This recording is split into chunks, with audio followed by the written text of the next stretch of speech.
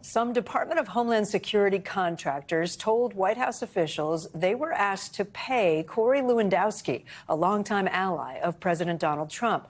Over the past 7 months, NBC News has conducted nearly 24 interviews with people who expressed concern about Lewandowski's role in the contracting process.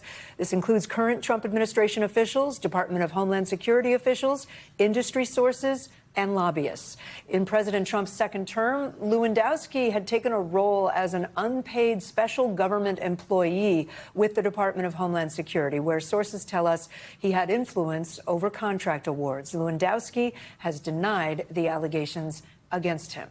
NBC News senior Homeland Security correspondent Julia Ainsley is behind this reporting. Julia, this report has been, as we mentioned, 7 months in the making. It's extensive.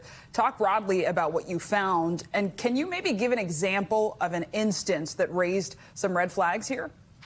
Yeah, absolutely. In fact, one of those instances, what began our investigation in the first place. It was the end of the summer, and I was told by a source very high up within the administration that they had received word that Corey Lewandowski, during the transition between the Biden and Trump administrations, had offered his services to Geo Group, saying that if you pay me, I can get you a contract. This is as the president was coming in to the White House, and he believed he would have a senior position because Kristi Noem, his close political ally, had just been nominated to be head of Homeland Security.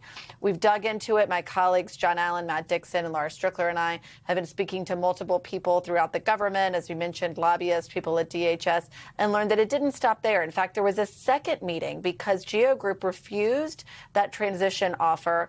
The CEO of Geo Group, George Zolli, then went to have a second meeting with Corey Lewandowski when he was already at DHS, and then Lewandowski refused even a retainer, even though he was offering to put him on a consulting fee. He said he wanted to be paid in direct proportion to the contracts he could secure.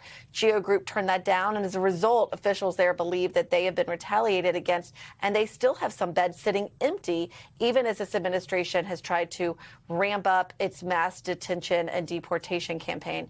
In another case, we understand that a marketing firm owner was contacted about an indirect way to pay Lewandowski by hiring consultants in a way to, quote, thank the person who guaranteed the contract could be theirs. So we're hearing about direct ways and indirect ways, and many of these complaints have made their way to the White House, including at least once to President Trump's ears.